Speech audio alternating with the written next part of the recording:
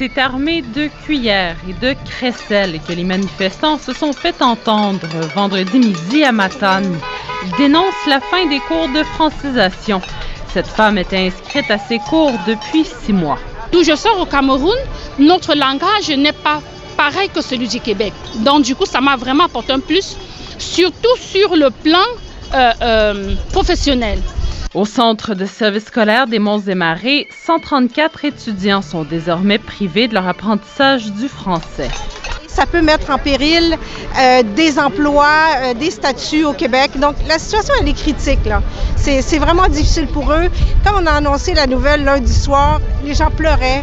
C'était vraiment un grand choc. De leur côté, les 13 enseignants touchés seront redéployés vers d'autres tâches. Évidemment, on est triste de perdre notre emploi. On sera sans doute relocalisé. Mais avant tout, les grands perdants, ce sont les étudiants. De pouvoir aussi apprendre le français québécois, qui est un peu différent du français que nous, on a appris chez nous.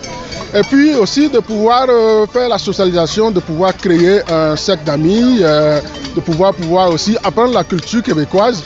Au cours des dernières semaines, les fermetures de classes en francisation se sont multipliées dans la province. Malgré l'augmentation de la demande, Québec n'a pas bonifié les budgets et a plutôt imposé de nouvelles règles aux centres scolaires.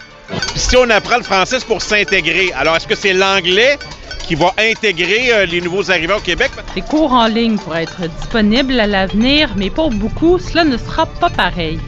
Juste dis bonjour. Quand tu le dis, même si tu ne le fais pas bien, à force de le dire avec les autres, ça va beaucoup mieux. Mais devant un ordinateur, je ne sais pas avec qui ils vont parler.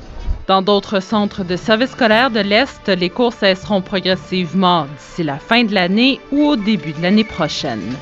Ici Stéphanie Rousseau, Radio-Canada, Matane.